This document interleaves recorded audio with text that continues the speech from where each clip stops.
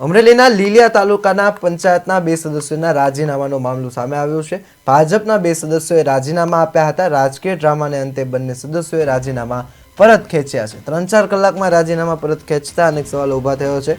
પ્રશ્નો અંગે નિરાકરણની ખાતરી મળતા રાજીનામા પરત ખેંચાયા છે।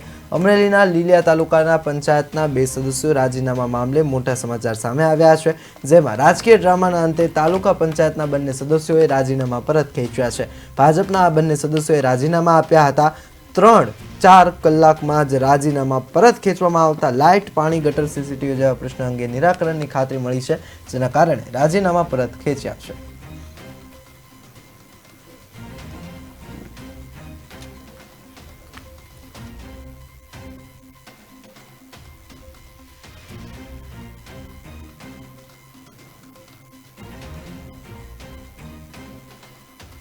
ગામના હિત માટે વારે વારે રજૂઆત કરવા છતાં તાલુકા પંચાયતમાં રજૂઆત કરવી, પંચાયતમાં રજૂઆત કરવી, મંત્રી સાહેબને કરવી, ટીડીઓ સાહેબને કરવી, સફાઈ માટે, ગામની ગટર માટે, લેમ્પ અંધારું થઈ ગયું લેમ્પ માટે કોઈ ધ્યાન દેતું નહોતું। ગામમાં સીસીટીવી કેમેરા મૂકેલા, 4 મહિનાની અંદર કેમેરા બધા બંધ થઈ ગયા।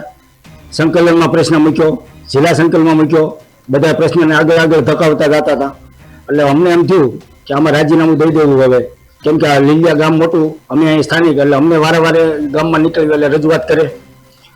અમારે પાર્ટી કોઈ કંઈ વાંધો નથી, પાર્ટીમાં હંમેશા અમે કામ કરતા અને હજી કરવાના જ છીએ।